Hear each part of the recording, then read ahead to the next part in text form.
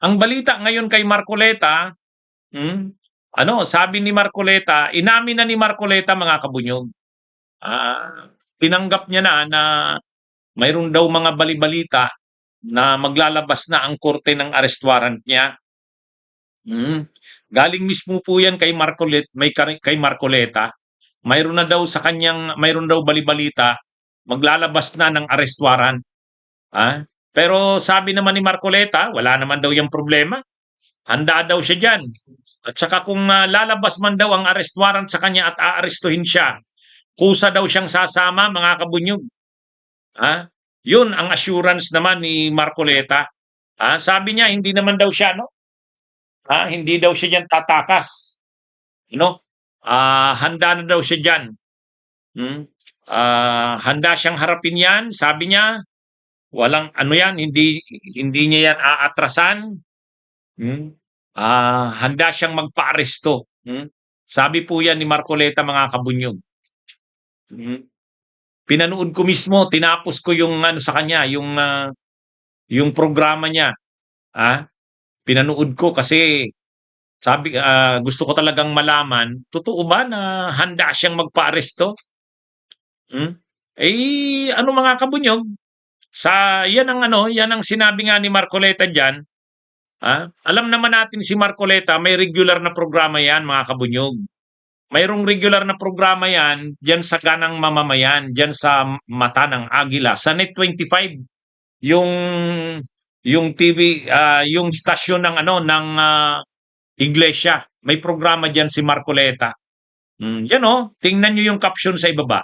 Senator Marcoleta handang sumama sa autoridad kung aarestuhin. Yan. Ayan po yung title ng balita ng Net 25 sa Mata ng Agila sa programa ni Marcoletang Saganang Mamamayan. O yan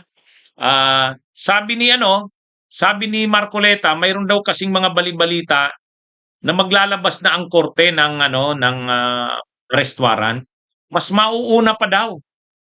Ang impormasyon niyang nakuha, mas mauuna pang maglalabas ng warrant of arrest sa kanya kaysa dun sa mga naunang napapabalitang kakasuhan.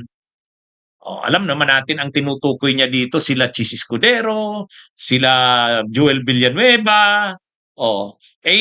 Totoo rin yung sinasabi ni Marcoleta, pagdating sa flood control na mga kaso, nauna naman yang kila Chis Escudero at saka kay Villanueva. Sa katunayan, nagsabi na nga si Ombudsman Boying Rimulya na within 2 weeks ipa-file na yung kaso kay Joel Villanueva. Pero sabi ni Marcoleta, ang impormasyon daw nilang nakuha, mukhang mauuna pa siya kaysa dun. Sabi niya, parang mauuna pa yata daw lumabas ang arrest warrant niya kaysa dun sa mga nauna na kasamahan niya. Ang sinasabi ni Marcoleta ay alam niyo naman kasi ang nangyari sa kanila bumaliktad na sila di syempre malamang yung mga kaso nila hindi na matutuloy. Sana sila dapat yung nauna diyan kasi nauna na yung kaso nila, sabi ni Marcoleta. Pero ngayon, dahil bumaliktad na daw sila, ang tinutukoy niya sigurado si Chis Escudero sa si Joel Villanueva. Sabi niya, ang balita niya, ang nakarating sa kanya, malamang daw mas mauuna na yung kaso niya. Mas mauuna na daw ang kaso niya, sabi ni Marcoleta. Kaya naghahanda na daw siya, posible daw na lumabas na anumang oras ang kanyang arrest warrant. Kaya ito mga kabunyog, sa totoo lang, yung sinasabi naman ni Marcoleta na mauuna yung kaso niya kaysa kila Chis, mas madali naman kasi yung kaso niya kaysa kila Chis. Si Chis Escudero, nasa preliminary investigation stage pa lang. Nasa preliminary investigation stage. Saka mahirap naman yung investigasyon ng kaso ni Chis Escudero kasi tungkol yun sa flood control. Kailangan mo doon ng maraming ebidensya at testigo. Saka asertado dapat yung mga mo doon, testigo at ebidensya. So medyo matatagalan naman talaga yun. Hindi naman yun dahil sa lumipat na kasi si Chis sa mayorya. Hindi yun. Talaga naman na yung kaso ni Chis Escudero, mahuhuli yun. Pero yung sa kanya, kay Marcoleta, mauuna naman talaga yun kasi ready na ang ebidensya sa kanya eh. Galing mismo sa kanya yung ebidensya laban sa kanya eh. Oh, nag-confess siya, tama si Chess Master. O yun ang problema niya. Wag niyang sisihin kasi ang sinisisi ni Marcoleta, malamang daw mauuna na yung kaso niya kasi bumaliktad na yung mga kasamahan niya. Dati daw magkakasama sila, nangako daw na lang tayo, walang maghuhudas. O ngayon, alam na daw kung sino naghudas. Medyo may hinanakit si Marcoleta eh. Oh, Pero sabi ni Marcoleta, ang tunog niya daw, mauuna na yung kaso niya kaysa doon sa ibang mga dapat daw nauna na yun sa kanya. Hindi. Mas madali naman kasi yung kaso niya ni Marcoleta kasi nag-confess nga siya. Galing mismo sa kanya yung mga ebidensya. Sinabit niya sa COMELEC. Confessions yun. Admissions. Admissions. Oh. Kaya kahit nga si Mike Defensor umamin din eh. Ang sabi lang naman ni Mike Defensor, oo, nag-donate ako ng pera. Pero nagbigay ako ng pera kay Marcoleta. Pero wala naman akong natanggap doon, nakapalit. Ang problema doon, hindi naman kailangang may kapalit eh. Kasi pag tumanggap ka ng pera na wala namang kahit walang kapalit na pabor, ano yon? Indirect bribery yon. Pag mayroong kapalit, direct bribery. Ay ang kinaso sa kanya, indirect bribery. Oh. Tsaka yung plunder niya, dahil yun, nag-receive siya ng gift. Nandun naman yun sa definition ng plunder eh. Receiving gift directly or indirectly from any person by reason of your office. O, tingnan nyo ha. Receiving directly or indirectly. Gift. O, ang gift pwedeng pera. Ha? O, from any person. O, by reason of your office. O, doon, pasok siya doon.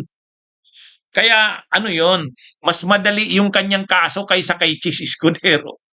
Kasi yung kay Chis Escudero, flood control yun, anomalya, corruption. Siya kasi ang kaso niya, plunder. Pero pumasok siya sa plunder sa definition ng plunder na receiving gift directly or indirectly from any person by reason of your office. Di ba? Nakita niyo yon?